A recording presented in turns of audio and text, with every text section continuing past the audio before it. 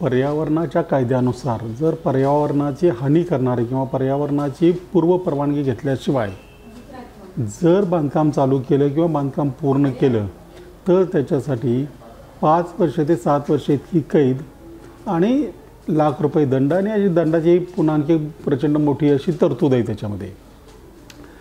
कदाचित हा दंड किंवा शिक्षा झाल्यानंतर पुन्हा परवानगी मिळूही शकेल, ते आता सांगता येणार नाही. परंतु इतक्या गंभीर बाबतीमध्ये आपण अत्यंत हलगर्जीपणानं वागणं हे काही चांगली गोष्ट नाही आहे. 1986ला जेव्हापासून हा कायदा लागू झाला तेव्हापासून ह्या गोष्टी आपण अत्यंत कॅज्युअली घेतलेल्या आहेत. म्हणजे 1986ला कायदा का लागू झाला तर जगामध्ये त्यावेळेला पर्यावरणाचा ऱ्हास होत असल्याबद्दल मोठा असंतोष निर्माण झाला होता. त्यावेळेला आंतरराष्ट्रीय परिषदामध्ये आपण कबूल केलं की आम्ही भारतामध्ये असा कायदा आणू, इथून पुढे पर्यावरणाचं रक्षण करू. परंतु गेल्या 20 वर्षामध्ये त्याच्या बाबतीत काही फारशा स्टेप उचलल्या गेल्या नाहीत.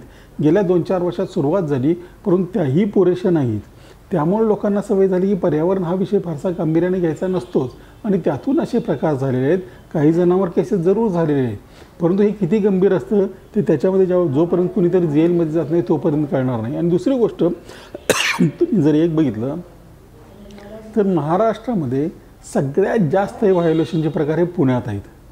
ह्याचं कारण असं की राजकीय वर्चस्व आणि अधिकाऱ्यांचे पुण्यामध्ये असलेली स्वतःची इन्व्हेस्टमेंट, याच्यामध्ये बरेच अधिकारी अनेक प्रोजेक्ट्समध्ये पार्टनर असल्यासारखीच परिस्थिती आहे. वेगवेगळ्या मार्गाने असतील, बेनामी मार्गाने असतील पण ते आहेत.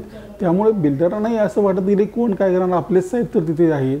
अशा याच्यातून अशा भावनेतून या इलिगल गोष्टींना प्रोत्साहन मिळत गेलं.